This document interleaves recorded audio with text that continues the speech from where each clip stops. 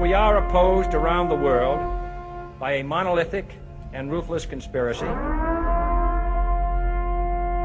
that relies primarily on covert means, on infiltration instead of invasion, on intimidation instead of free choice, on guerrillas by night instead of armies by day. There is little value in ensuring the survival of our nation if our traditions do not survive with it. Well, all right, welcome to episode 110 of the Abuse Hour. It is I, your host, Coffee Long, coming to you unsupervised, unmedicated, and an unchecked threat to society. Good God Almighty, man. So, yeah, I took a look back through the thing of, like, stuff I had posted and what have you, and I saw, like, yeah, man, it was, like, a bunch of just quick coffee break type deals, and, and counting Lord Marcus's tea time in the chat, which was pretty stylish. I appreciate it. But also, man, yeah, I was like, dude, that's been like a week, and I'm sick as fuck, dude. It was not cool. But yeah, I don't really get sick that often, man. But dude, I guess when I do, I get it like both barrels. But it reminded me, man, of this. Like, I guess it'll be just like some horror stories episode, I guess. But I had this nasty sinus infection, man, and I'm largely over it now. But I'm on the way to the airport, and it reminded me, like, the last time I had a sinus infection this bad was after boot camp, man. And I was going to my first school, like my first little block of training. And, like, I was a young dude. I didn't know how anything worked, man. And I'm on a plane, imagine that. And I'm landing, and the deal was, like, I don't know if you know this or not, man. If you don't know, I'll explain it real quick. But you got, like, your sinuses are like these spaces in your head, and a lot of this shit helps you equalize out the pressure when you go up or down. Otherwise, you'd always have to live at, like, sea level, or it would take a really, really long time to acclimatize, like moving up to a mountain, or if you lived in the mountain and moving down lower. So you got all these little chambers and shit in your head that helps kind of equalize that. So to kind of illustrate that is sort of like when when you jump in a pool. I'm assuming it's all swimmers in this crowd, there's no non-swimmers here. But you jump in a pool, if you jump into like the 9, 10, 12 foot section, and you swim to the bottom, how you get that pressure in your nose or in your ears. And if you hold your nose and you kind of thump, like blow a little bit, it'll push extra air into those spaces. And now it won't hurt no more, right? Because it's equalized the pressure. You've pushed extra pressure in there to match the pressure that's being exerted by the water. So same way when you go up in an airplane, it's the same effect, but it's happening like the reverse direction. So just like when you come up from the bottom of a pool, now it's like you don't have to do anything. Like that extra air will just like whoop, like it'll just leak right out, right? Because there's no pressure, but there's more pressure in your sinuses than there is outside. So it'll just kind of come right out of you. You don't really notice it. But when you go up in an airplane, then you're doing the same sort of thing. Like you're going up, and an airplane's pressurized to like 8,000 feet, I guess is like the standard. But when you go up, it's just like coming off the bottom of a pool. So you don't really notice that, like it could be air coming out of your sinuses and such. But what happens then when you go down is that you will go down, and now you got to equalize a little bit. So that's a lot of times why you hear babies crying and shit on airplanes, is because they've got that pressure situation and they don't know how to deal with it, and they're like much smaller, sinuses and pathways to their inner ear and shit. So it gets stuck in there. So it actually helps, like when they cry or if they drink something, then it'll kind of do that same function as you holding your nose and blowing a little bit, and it'll equalize that pressure so they don't go so fucking nuts. So this happened to me, man. Like I was landing, going to this school, and I had like a little bit of a sinus infection. And on the way down, then when we're landing, we're going from, whatever 8,000 to down to, whatever city we were in. And I'm like, whoa. And I like got that pressure like super, super nasty, and I didn't know what was wrong with me. And I had it before, like, just like jumping in a pool or something. I would know, like, oh, my nose and like, or my ears, like, foom.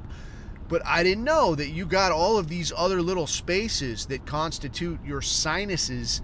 And I had one that was all blocked up, and I'm like, holy shit, like it felt like something was wrong with my teeth. And I was like, what the fuck? And I landed, and I thought it would be cool, and I waited, and it just kept hurting. And it was like the rest of the night, I was legit considering, like, how can I get a tooth out of my head, and maybe that would fix it, because it felt like something was wrong with my teeth. And I'm like wiggling on my teeth and shit, and like, ugh. And it's obviously that's not gonna help. But then, after a while, it like, and like, I was like, oh god, that's so much better. But I started having like that same kind of feel in my head, man. I'm like, this fucking sucks. But, at this point, I know what it was. So I'm like, all right, man, get some antibiotics going, stand in a hot shower, this kind of shit. And, hey, hopefully on the way to the airport now, I'll get on here and I won't have an issue. So if you hear about, a plane had to make an emergency diversion because some guy is trying to pull his teeth out or some crazy shit, then you'll know why. You'll know why that happened. Anyway, so I had a couple things I wanted to hit on, man. One, I want to touch on some of the shit that's going on, worldwide, and then kind of how that plays into the Trump thing. And I think, I think it's cool to be aware of what goes on around the world, mostly though because of what does this mean for you, like how does this affect me? Does this really fucking matter to me? If it doesn't, like, because really I don't really go in so much for like just celebrity gossip shit. There's no point to that. I do like knowing this shit though when it applies to you, and I think some of the decisions and the way that he does things, some of this Trump persona is one. Some of this shit could obviously affect you if it becomes World War III, which looks increasingly likely.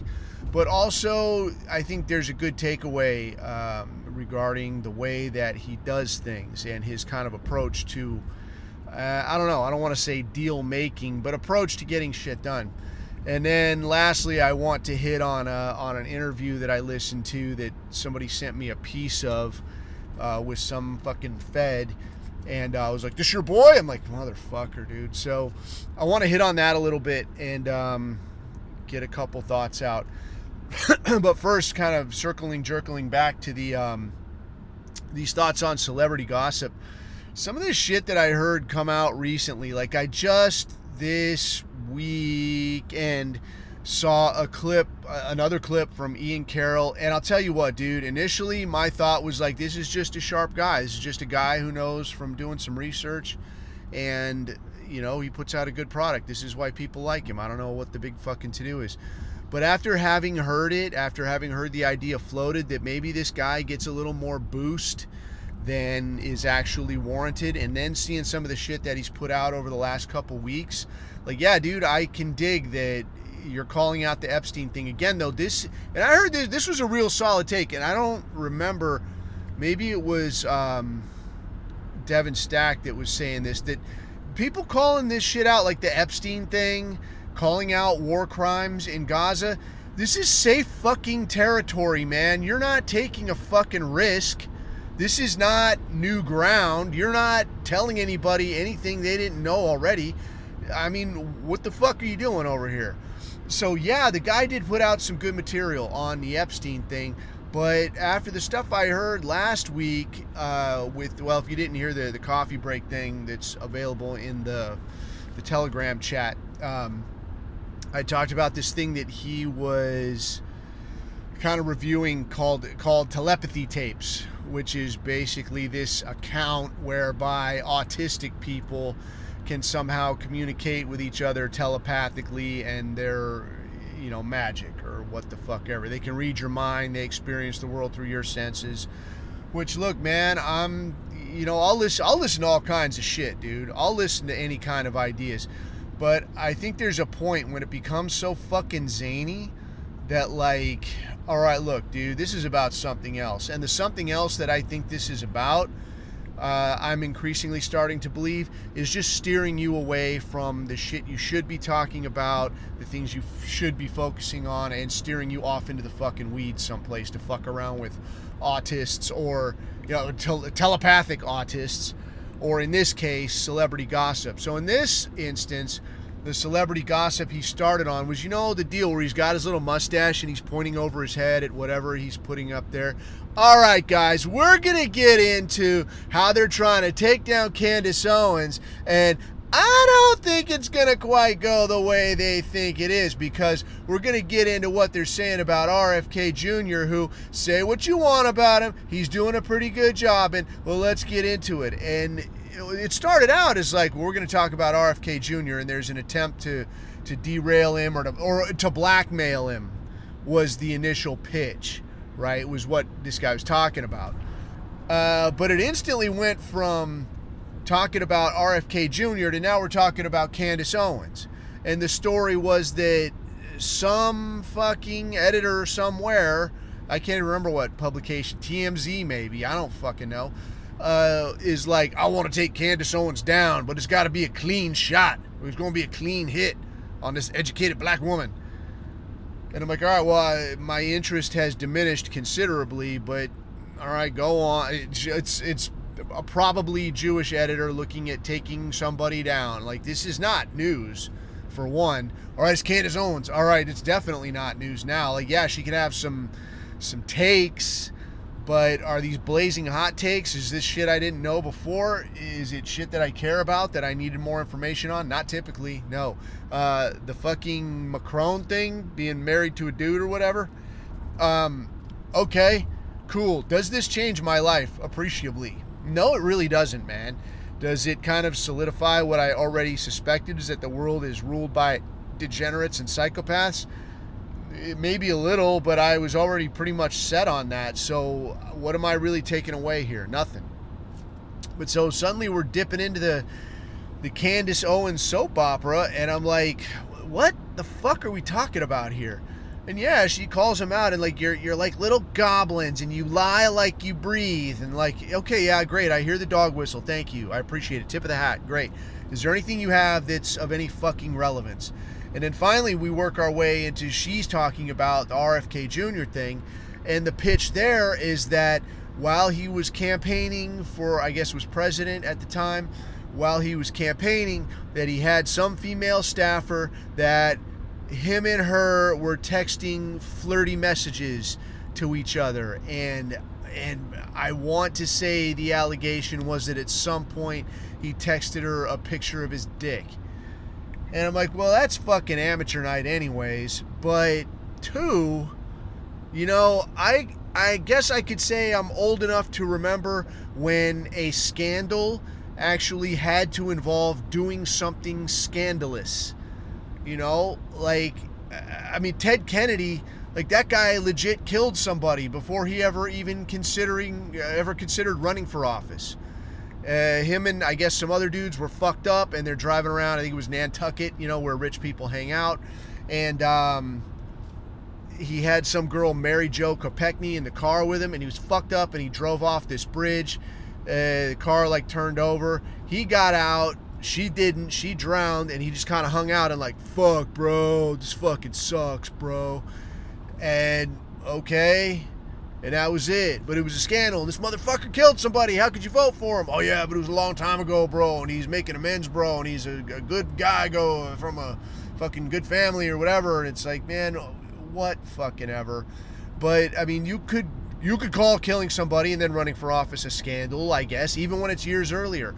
Or having an illegitimate kid. And I can't remember this guy's name, but he was a squirrely little fucker that was running for president. And it came out that he had a bastard kid with like a photographer. And they're chasing him around this hotel in, I want to say, D.C., and he locked himself in a bathroom and he wouldn't come out, and they're beating on the door and they're like, come out here, you motherfucker, and like, face the music and da-da-da-da. And I'm like, god damn, dude. And I guess what was really fucked up, and it is fucked up, is that this guy, and I wish I could remember this guy's name. I can see his squirrely little fucking face. But he had some other dude like some fucking loyalist to him, claiming that this kid was his, saying that, oh yeah, it's my kid, I had this illegitimate kid out of wedlock. And I'm like, you know, what the fuck, dude? Like, yeah, I appreciate you got a career. I appreciate, you know, if you've got something embarrassing, you want to keep it on the down low. But, like, that is your kid. It is your flesh and blood. And to be like, it's not my kid. It's not my love. I ain't the one. Billie Jean's not my lover, right? So how the fuck does that kid grow up with that? That like, oh, that was your dad that locked himself in the bathroom and had some other guy saying that he was your father and some crazy shit? Like, how the fuck do you do somebody like that? That is some fucked up shit. But I mean, that is a scandal, you know?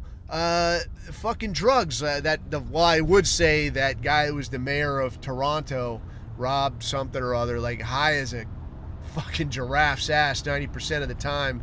And like, he didn't really give a shit though, I don't think. He was just like, yeah, I'm high right now, you know, so whatever. But I mean, whether it's drugs or hooking or, I mean, like Obama's birth certificate. I mean, honestly, you could say that is a scandal, dude. Because I know that a lot of cats are like, that's fucking tinfoil, that's Q-tard shit. The shit is legit, dude. I remember when they fucking uploaded that shit to the White House website, I downloaded it from the fucking White House website. And whoever fucking put it together, it was amateur night. And I mean, I guess you could say it's amateur night. You could also say it's like a thumb right in your eye, like, I'm going to upload a total piece of shit and you're not going to do shit about it. You're going to look right at it. You're going to see that it's fake. You're going to know that it's fake. You'll be able to prove that it's fake and you won't do shit. You'll sit there and you'll fucking take it. How's that grab you?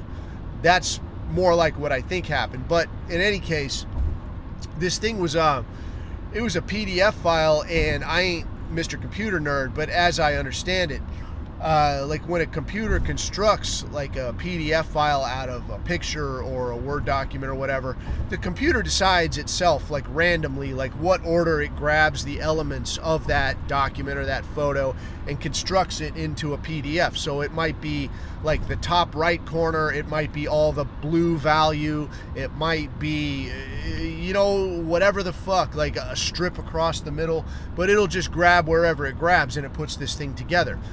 This piece of shit that they uploaded, for one, it was like a document that was presented as though it was like from a book laid on top of a copier. So if you ever seen like where somebody lays a book on top of a copier and then they copy it, right? Or even if you like just laid open a book and you took a picture of it, you would see like the distortion towards the spine of the book where the shit kind of wraps inward. So you see it distort, right?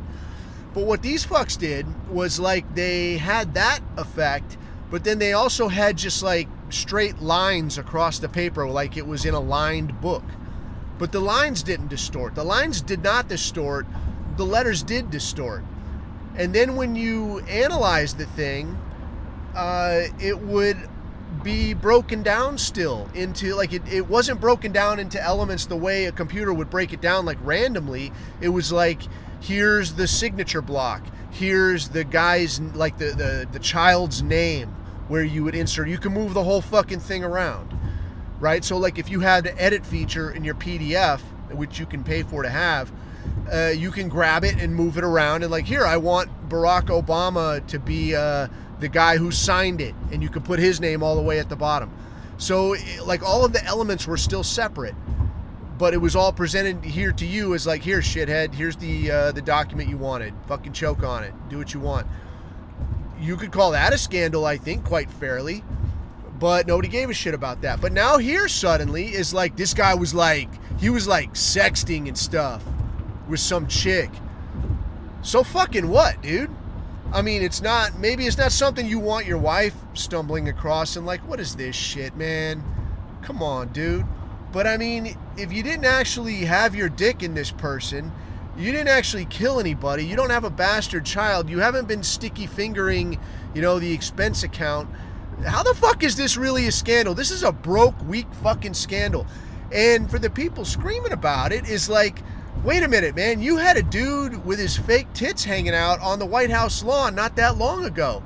You had a guy getting caught, getting blasted in the ass in some fucking congressional office. How are you spun up about this? This is amateur night at best. This is fucking bullshit. This is maybe a minor embarrassment. This is not really anything. And I'm not saying like, well, if you're a girl, you know, if you caught your girl sexting some dude, wouldn't you be upset? Yeah, I'd be upset. I wouldn't call her work and say like, look, this is the kind of person you got here. I don't know what the fuck you're thinking. What do you think would happen? You know, if you called, like imagine that shit. You catch your girl texting some fucking dude, some dude that you know for sure she hasn't been fucking. Maybe it's a geographical thing or just like, it just, you know, this shit hasn't happened. They're just sexting. No, you wouldn't be fucking happy. You'd be pretty fucking pissed, and justifiably so. Maybe you shit can her. But imagine if you called her fucking work and you're like, hey, just so you know, like, dude, I think just so you know is like always a pretext to you're about to hear something incredibly fucking stupid. Just so you know, like what kind of person you have, like working for you. Like this, like, check this out. I think that person would tell you like, yeah, that's really nice. We'll take note of it. Why don't you not ever call here again? And then they would probably go to her and go, hey, is this going to be a problem in the future? If it is, then maybe we look at, like, first maybe look at a restraining order. But if she's like, no, we're splitting up, he's just pissed. Okay, that would probably be the end of it. Because that is not, embarrassing, but not really anything. And more importantly, not something that, especially in light of all the other shit going on, not something that I should have to hear about in terms of, okay, guys, here it is. Like, what the fuck are you distracting me from, fuckstick? So I'll tell you more and more, man, I'm inclined to think that a lot of these cats are just, it's fucking soap opera distraction dog shit to keep you from looking at things that are actually important. And there are plenty of things that are actually important. So moving on to things that are actually important, I posted this in the chat last night as well, that there's been a considerable buildup of American air power on Diego Garcia. So if you listen to listen to the coffee break thing, you know about Diego Garcia. Diego Garcia is this tiny ass island in like the way I had always heard it was it's about halfway to everywhere. It's in the middle of the fucking ocean, just fucking sitting there, dude. And the story in the military was like, you fuck up enough, they'll just send you to fucking Diego Garcia and forget your name, and you'll be stuck there and you'll die and it'll suck. But apparently at this point there is a metric shit ton, and that's a technical term, metric shit ton of American air power staged on Diego Garcia, presumably to fuck up Iran. And the talk right now, I mean, talk straight from Trump at this point, is that there's going to be a deal forthcoming. There's going to be ultimatums forthcoming. And if Iran isn't willing to play ball, that he will start bombing. I mean, dude, that's tall talk, man. And I mean, I'll tell you, dude, I can't hammer home enough how important it is or how relevant it is, this kind of talk, like this kind of heavy-handed talk.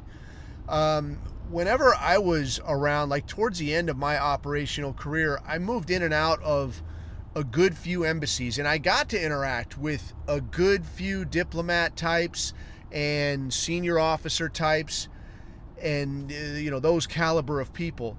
And I've said it before, but I want to reiterate it because it needs to be reiterated. I can't say enough that one of these people's main concerns is that you don't want to burn bridges, man. So like having dudes like us around where your chief job is to fuck things up and hurt people and really implement policy at gunpoint, like, you'll do it my way now, motherfucker, or I will just smoke your ass. That's what you're there for as an operator. Like the negotiations have ended, it didn't work out, you'll do it this way or it's your ass. That's the news. So knowing that, whenever we were around, it was always like, dude, don't say anything, don't do anything, don't be fucking weird, don't like look threateningly at anybody. And it's not because, well, it is partly because they're kind of sissy fucks, but also because in that world, it's, you know, before it gets handed to us, it's important for them to not burn any bridges.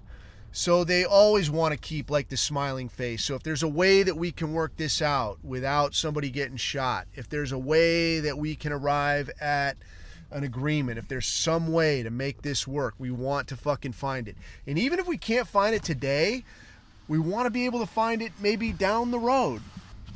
So let's not get too nuts, man. Let's just take it easy. Let's let things take their course. Let's not, you know, burn any bridges or slam any doors or motherfuck anybody, right? So my entire time, dude, they would not trust you, you know? Like, it took a long time, dude. Some of this shit I was doing, it took a really long time to get to a spot where people trusted me enough to be like, hey, all right, you want to come and sit in this meeting, man? You want to see what you think? You want to talk to this guy? You want to go meet with that guy? It took a long fucking time. And reasonably so, because there are dudes that were in my scene that, like, no matter how long they were around, they could be around a long, long fucking time. Like, I had dudes that I worked with that were leadership position dudes that you would go on target and like, all right, dude, like, we rolled everybody up. Everybody here might be dirty. Everybody here might not be dirty. So I need at least a couple of these dudes in one piece so I could talk to them, and if they've got something to offer, then, you know, we can figure something out. And they're like, yeah, sure. And no matter how many times I fucking say it, like, these dudes will be lighting guys up, just beating the living shit out of people.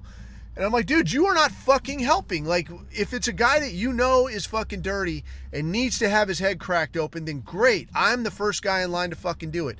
But I can't go find the next guy who needs his head cracked open if I don't have somebody to tell me where the fuck he is. So you beating the shit out of everyone really fucks everything up. And this is me, and like, your own guy, somebody from our community. Like, I'm your pal, dude. I'm just like you. But I'm trying to help you help me.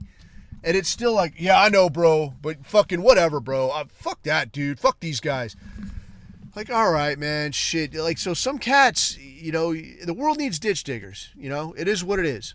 So with this in mind, man, like, this is how a lot of diplomats would look at us.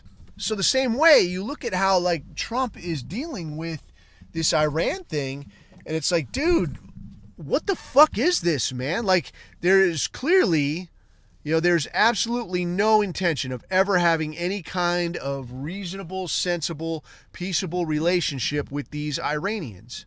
And to be clear, I ain't saying you got to be friends, but you also don't got to be, you know, like, man, don't even go in that neighborhood because that guy wants to fucking kill you.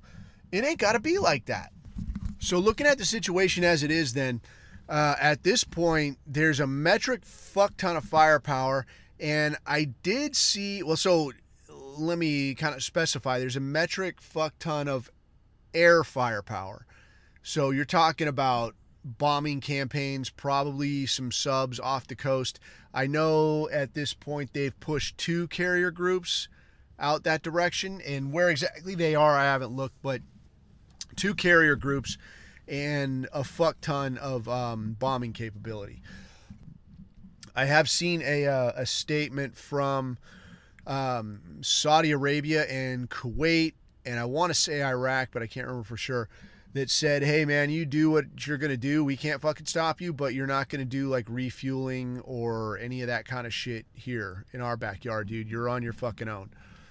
So specifying that, like, you're not going to do refueling, you're not going to do repairs, everything I've seen is specific to, like, air capability. So bombing, talking about, I mean, missiles, I guess, would kind of, that's its own program. But where you're going to talk about missile strikes, flying over, doing shit from the air, that's the only thing that I've seen. I haven't seen anything, or I haven't heard anything just yet about troops being shifted that direction or any kind of a ground invasion type thing.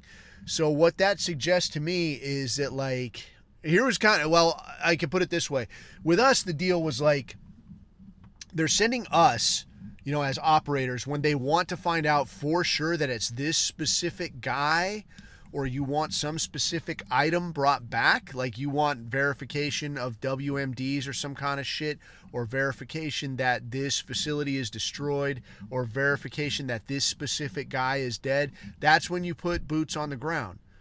All right. If it's a country or a people that you want, you know, somehow liberated, you know, or whatever you think about that idea, but people you want to free from their oppressors, then you put, you know, the big numbers of troops on the ground. Like, we're, you know, just here to root out, you know, you're like white blood cells. You're like here to root out the bunny ears bad guys and not hurt the, you know, bunny ears good guys or innocent civilians or whatever.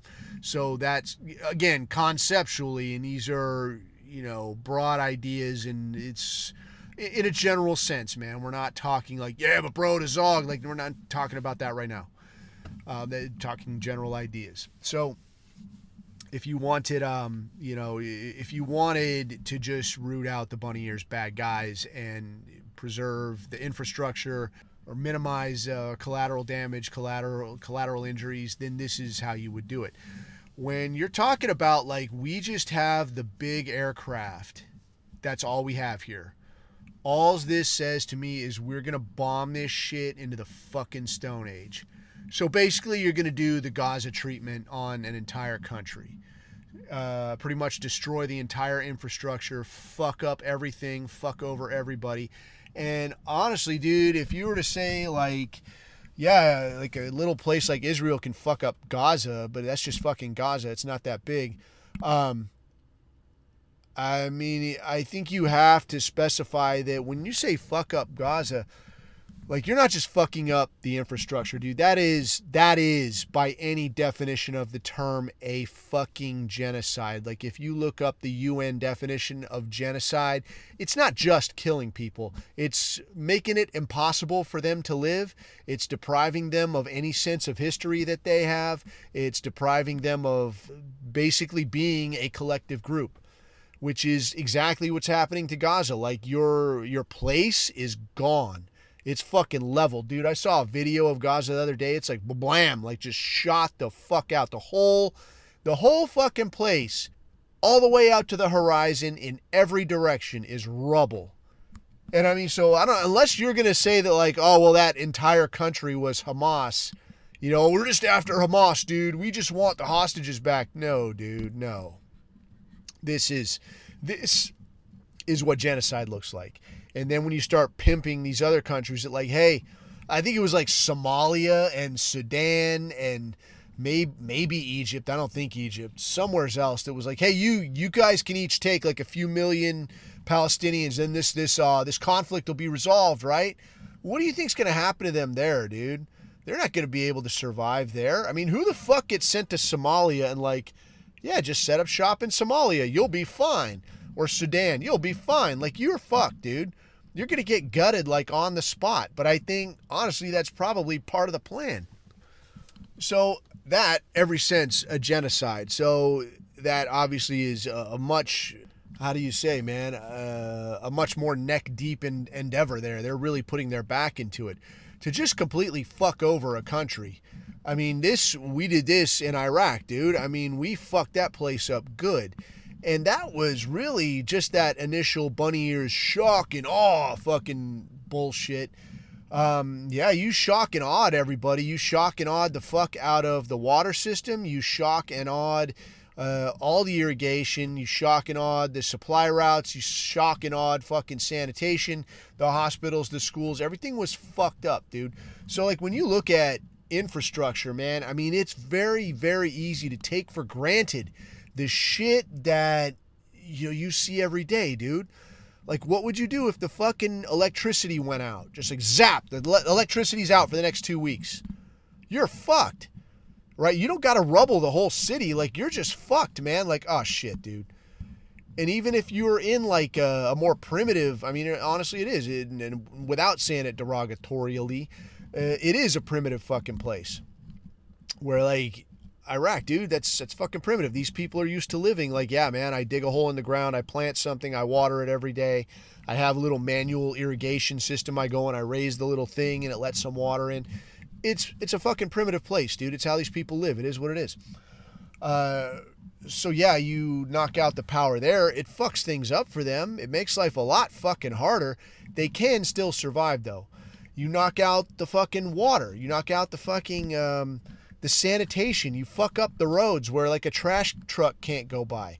You start killing people in government where like, all right, we don't have a functional government now. The trash guy ain't getting paid. So how the fuck is he going to go drive his trash truck? Where's he going to get gas to put in that fucking thing? So these are the kinds of things that don't get thought of or do get thought of and are like, I don't give a shit. Fuck you. Fuck you and your trash. Well, that's great, man. But when you say like, oh yeah, we want to help the people of Iraq. We want to restore freedom. And like, okay, dipshit. Take a look at the side of the fucking road. There's trash as high as an elephant's eye. All right. There's no fucking schools. The hospital is fucking torn the fuck up. Any doctors that were here, they could afford to leave, so they fucking did. All right. The electricity is out. Everything is fucked up. And what happens now, dude? When the people are helpless, who still has what they need to get by? Basically criminals, dude. Their supply of guns and dudes willing to work together has not been diminished. So they can roll into town and be like, hey, I have food. I need hookers. I have a couple guns. I need a couple guys to help me go take over the next town. You want to do this shit? You can eat. You want to not help? You can fucking starve. If you piss me off, I'll just shoot you. How bad does life get that way? And that don't take much, dude. It really don't take much to fuck things up that bad. Because we did that bad. All right, so now bearing in mind that when they went to Department of Me, I was there, when the U.S. went to Iraq, it was still at least under the banner of, we're here to help, we're here to restore freedom and democracy and bring you our American fucking freedom. And look how bad they fucked things up. So what do you think is going to happen if they're like, we're going to hammer the shit out of Iran? And that's it. And that's all. And we're going to hammer the shit out of Iran. What do you think is going to happen? They're going to rubble that fucking place. But knowing that, I mean, if I'm some shithead on the way to the airport knowing that, do you imagine that some Iranian general has probably figured that out as well? Because those motherfuckers are not the third world savages that like an Afghanistan or an Iraq is or a Syria is. These are actually, I mean, these are Persians, man, and they might be a little silly. And, you know, they seem silly to you. They seem silly to me. But these are not fucking barefoot, dirt, squirrel savages like what you see in Iraq. These are actually smart fuckers. So if I figured this shit out, of course they've fucking figured it out. And what have they done? They've started moving shit to Venezuela. Ruh-roh. Because what's going to happen then, dude? If we fuck around going that direction, they're going to fuck around heading straight north. And do you really fucking think that Venezuela is going to stop them? Do you think anybody in South America or Central America is going to take the time to go to Venezuela and stop them? Fuck no.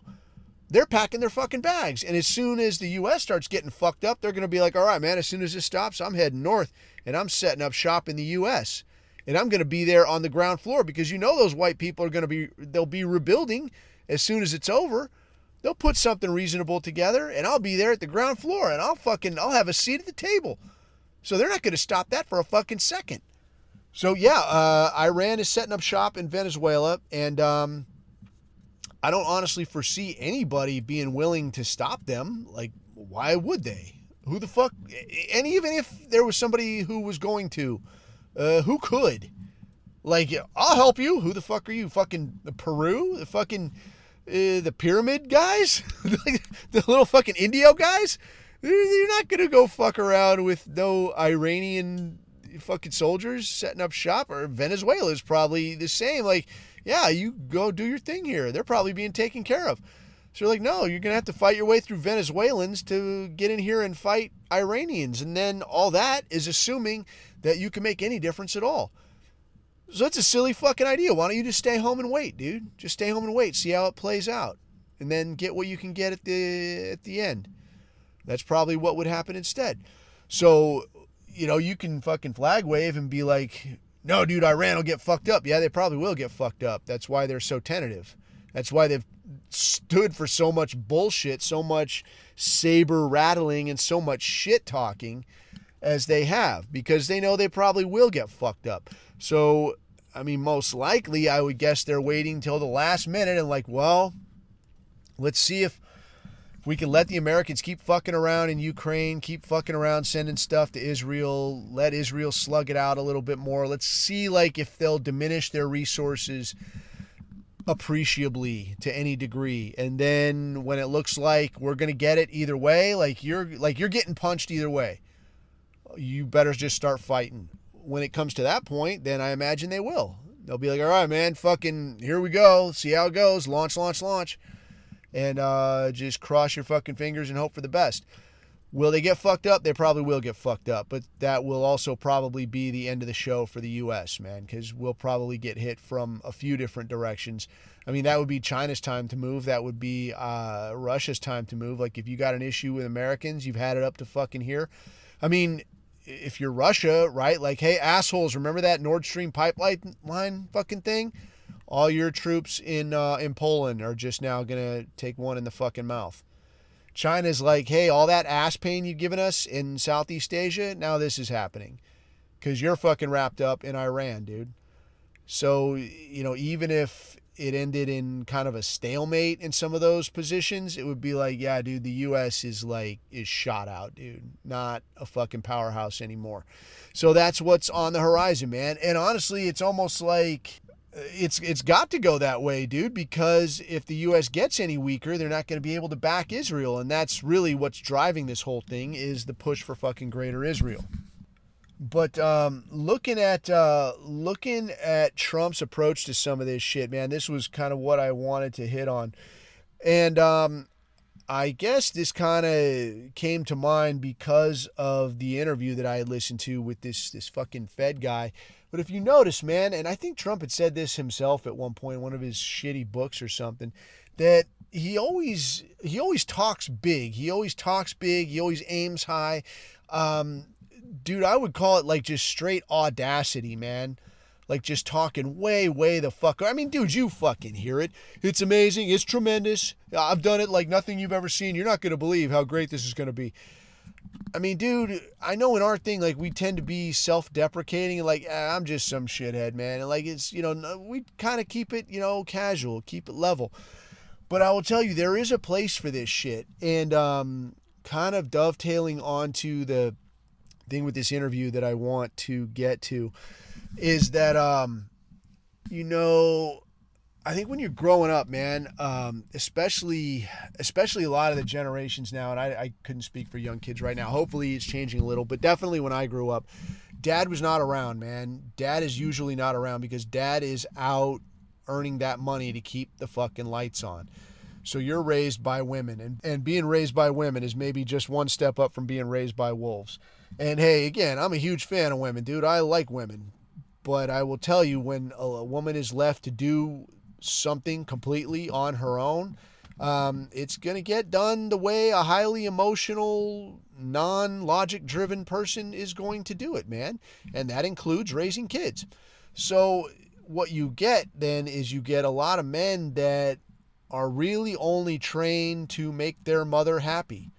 Like, your mom likes a clean room. All right, you're good at that shit. Your mom likes, you to show up on time, or likes to have a hug, or whatever it is your mom likes. That's what you're fucking good at. Mom is usually not going to prepare you for what it's going to be like out in the world.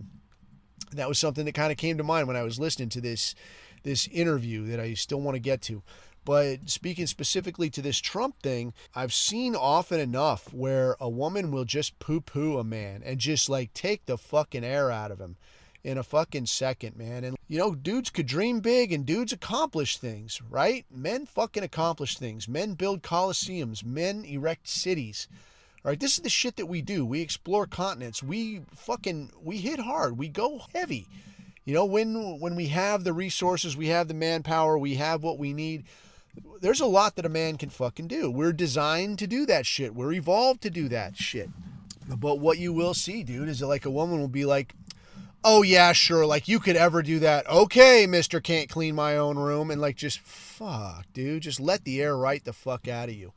So I think growing up, it becomes a deal where a lot of men are like, yeah, I got to keep it reasonable, bro. I got to keep it safe, because in the back of your mind, you've always got some woman that's, you know, whether it's from when you were a child and is just holdover, or you got a wife that just picked up where mom left off and is like, okay, Mr. Can't mow the fucking lawn. Okay, Mr. Can't even get out of bed because I'm so tired. Oh. There's always going to be a woman there to let the air out of your fucking sails. But what I saw, and this was something that I saw, like I recognized it with fucking Zion Dawn, turd that he is, but it's something that I recognized coming from the pickup artist community, is this audacity, this aiming way, way, way too fucking high. But what you will see often as not is that I'll tell you this, dude, when I got into that pickup artist scene, I could not fucking believe what you could get away with. What women, not just what you could like get some drunk girl to let you do to her, right? I mean, stone fucking sober, like what you're going to do the next day, like what you're going to plan for lunch or whatever. Like, hey, here's what we're going to do. You know, Jane, fucking whatever. Here's what we're going to do. I'm going to fucking pick you up. We're going to do this. We're going to do this. Going to do this. And she'll be like, okay, and bring a friend. Okay. They'll fucking do it. Not all the time. But what I mean is that, like, you would be fucking amazed if you would just step in and aim a little higher, because I think way, way worse than aiming high and missing is aiming low and succeeding. You know, because you fucking aim low, you get some schnook fuck job, you know, you got some boring woman who hates you anyway, and you're like, this is really, I guess, as good as I could do. But think about it, man. How easily did you wade into that? You just like, hey, can I have this job? Yes. Thank God, a competent white man. Hey, do you want to go out? Yes. He's got a solid job. He's going to keep a roof over my head. I can whip this guy like no end. But you just settled for that shit. You didn't have to try at all. It wasn't challenging at all. But if you aim a little fucking higher, be a little fucking audacious and like, how could I say, man? In the gig that I have now, I have been in spots, and it fucking sucks that I can't kind of dox a little bit, but I will say, like, I have been in spots and been around people that if they knew where I was 10 years ago, 12 years ago, they would be like, dude, I am not sure you're the guy that should be around. You would not guess, right, that dude that is in that completely fucked position is going to be standing here at this point. Quite honestly, like, yeah, dude, my resume in my, you know, previous life, that does carry a lot of weight, but also it's just my willingness to be like, look, I'm going to try this shit, dude. And even if you eat shit, like, okay, well, I know that I sucked at that. That didn't work out. Like, you have no idea. You could be walking around really, really good at something that not very many people can do. It would make you a fuck ton of money or make you really happy or really make life easier for you, make life enjoyable. But you just don't try it. You just don't try it because you don't want to eat shit and fail. I'm saying, dude, like, go, be fucking audacious. Like, hit on 2 girls at once. I mean, seriously, like, kind of circling back to, like, that pickup artist shit. I think, like, when I was in my prime, dude, there was a couple times where I would roll up and talk to 2 girls, pull them out of a bar, go to a strip club, and then bring at least one of them back to whatever hotel I was at. It's fucking ludicrous. And it's not because they're all fucked up, and it's not because I'm so fucking cool, because I am not Handsome Dan. But it's just because it becomes this frame thing where they're like, I guess this is just normal. And you're like, yeah, it's just fucking normal. It's normal today. It's normal with me. Come on, let's go. But being fucking audacious like that, you would be amazed at how much more you have in the tank. And I honestly think that this is what this Zion Dawn situation is, where he's saying we're taking fucking Greenland. Maybe we'll make Canada a fucking state. Maybe, you know, maybe we bomb Iran. The talk suddenly becomes, just like with the pickup artist thing, the talk suddenly becomes, the negotiating point suddenly becomes not how cool am I with you. The talk now is like, am I going home with you or not? And that's what's on the table. And the longer you talk about it, the more normal it becomes and the more likely it's going to happen. It's the same fucking thing. Canada, 51st state. What the fuck do I want with Canada? But you're talking like this. Now that's what's on the table. And now it's like, are we? Aren't we? maybe the longer you talk about it, unless there's some absolute stonewall, fuck you, no way, then every conversation, it's a little closer, a little closer, a little closer, and it's very fucking reasonable before long. Same thing with Greenland. We're taking fucking Greenland. No, what are you even talking about? Yeah, I'm sending my vice president up there tomorrow. Don't make it weird, dude. We're just going to, hey, look, you're going to love it. It's going to be tremendous. It's going to be a huge step up from dealing with dinky-ass Denmark. Don't argue with me on this. Look, I'm going to start laying out some deals for you. And they're standing there all awestruck and disbelief in this shit and like, oh, I can't believe I would never. And like, yeah, no, it's happening. And every minute that it goes on, the closer you get to like, yeah, it actually happened. But I mean, don't be surprised if a couple of these things actually do happen. And it ain't no black magic. It's just this is the way that it works. Like you're moving that middle ground. You're moving that Overton window to like, hey, here's the middle ground now. The middle ground now, you become our new province. What? Like, no, that's just how this works. So moving along though, man, like that was just kind of realizing that that's not something that most dudes naturally do. It kind of popped into my head as I was listening to this interview. So this dude sent me this interview with this guy named Scott Payne, I think. And it was on fucking Joe Rogan. And he's this guy who I guess started out as a local cop in, I want to say, Texas or something. And then moved into doing undercover work. So buying like, no, I think it was actually South Carolina where this guy said he was doing undercover shit. But was doing undercover shit and then moved into a federal undercover program. So he's talking about like penetrating biker gangs, and then he's talking about penetrating right-wing organizations. Talked about this guy, I guess, penetrated the base, fucking Atomwaffen. And listening to this shit, man, like a few things became kind of apparent. One, it became very, very apparent that the federal government's primary concern is hamstringing white men. Like, we need to find white men who are breaking the law, and we need to cut them down to size fucking yesterday. And if they're not actually breaking the law, we need to watch them for a while and just think about it like, well, maybe there is a way that what they're doing is against the law, and we need to act on that. But that just became very apparent right away that, like, this is the focus here. So the guy talked about the biker scene, talked about penetrating an outlaws club. One of the things that I noticed that I had read in other accounts from feds who had penetrated biker clubs was that it's kind of a pisser because you're forming friendships with these guys who are not so different from you. Like, oh, they're bad guys or breaking the law or whatever, but they're not so different from you. They're just basically blue-collar guys who are kind of sick of living in a faggotized world. They don't really have much in the way of opportunity. I mean, if you're being fucking fair, like, you can't look at an African, right, these dusty field hands, and bemoan their lack of opportunities when you're basically getting, handheld through elementary school, you're getting tutored through high school, you're getting pimped into college, they're saving a seat for you at university.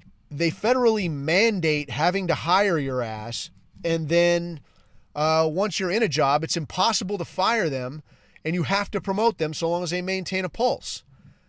But when they go out and break the law or they set things on fire, they start killing people, we start talking about, well, they have had a long history of oppression. That fucking guy's never been oppressed in his fucking life. That guy's always had a good day. That guy's always had an easy walk. So when you look at these biker dudes, or I don't know, this Atomwaffen thing we'll get to, but, it's hard then for me to look at that and go, well, look, man, these guys don't just have a chance. These guys aren't just pushed aside so that Tyrone can have a shot at being a scientist. These guys are actually the people that are like, no, do not hire someone who looks like that. That's the fucking guidelines. Do not admit this guy to college. We don't want their kind here. So what do you really expect? So he's talking about how he gets into these organizations.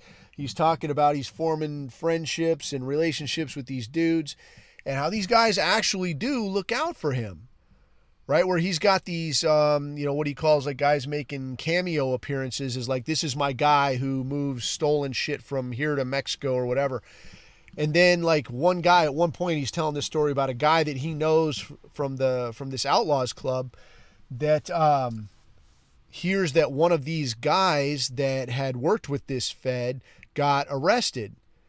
And he's like, dude, did you hear that whoever the fuck got arrested? He's like, fuck, no, dude. He's like, I don't know. They don't do shit just for me. They do their own things, but damn, dude, I hadn't heard about it. He's like, fuck, all right. So this guy, the outlaw guy, is like, all right, well, I'm going to make some calls, man. I'm going to see what I can find out. And, dude, I'll let you know what I hear, man. So you see that it's like there's some concern. Like, hey, are you good? Like, will this happen to your guy? Is everything cool? Oh, you don't know? Well, all right, I'll make some calls and I'll find out for you. And I ain't trying to paint these as, like, upstanding citizens or anything. But I do still have to look at it in terms of, like, well, what is this guy saying about the people he's doing this to, as opposed to what the prevailing belief is about how these people live their lives and their value as part of society or whatever, right?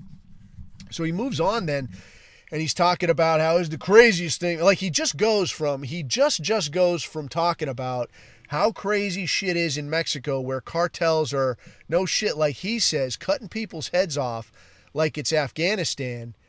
And then he's talking about, yeah, but bro, these Nazi dudes, these white supremacist dudes, now these dudes are crazy. This, like, oh, just white people, only white people, that's crazy.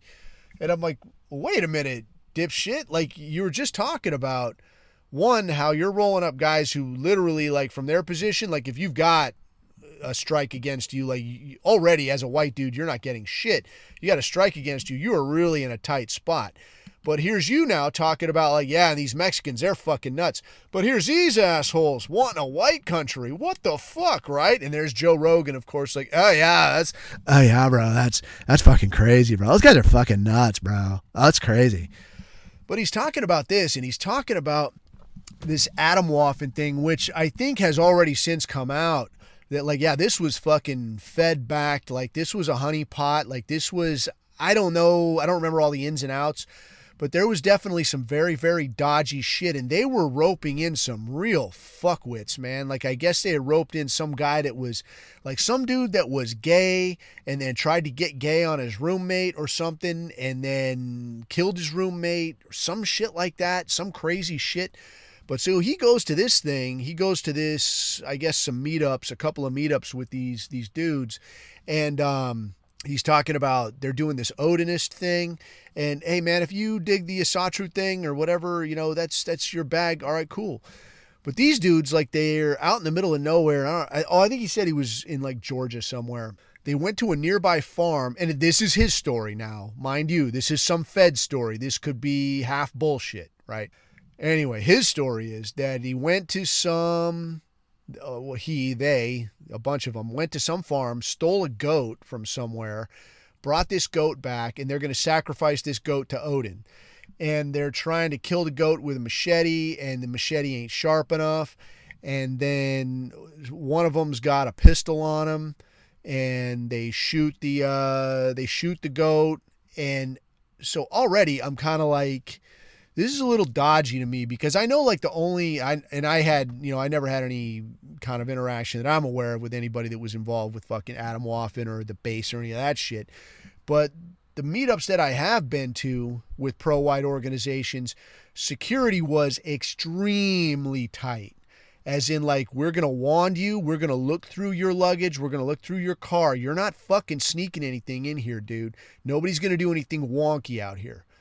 Because of exactly this kind of shit, you know, where, like, because for all I know was maybe this Fed was like the bunny ears, you know, master at arms fucking security guy for this organization, and he brought out his own pistol. I don't know how true any of this shit is. I mean, maybe that whole story is made up. I don't fucking know. But when I hear things like that, I do start to go like, I don't know about this, you know, I mean, that's a little bit far. But I guess what I immediately noticed, though, as I'm hearing this guy tell this story, is that some of these organizations, these are organizations for disenfranchised young men. Like, these are organizations, especially like National Socialist flavored organizations. These are not organizations for men who want to fucking fail. He did talk about Atomwaffen as an accelerationist organization. I'm not familiar enough with Atomwaffen. I just know there was a lot of kooky motherfuckers that were doing some kooky shit. some gun videos and shit. But even like the gun videos, the shit I heard was like everybody, what was it? Like a couple guys who had gotten rolled up that were known Adam Woff and Associates were like, I don't know where that video came from, dude. We didn't produce that. I don't think we had the ability to produce something like that.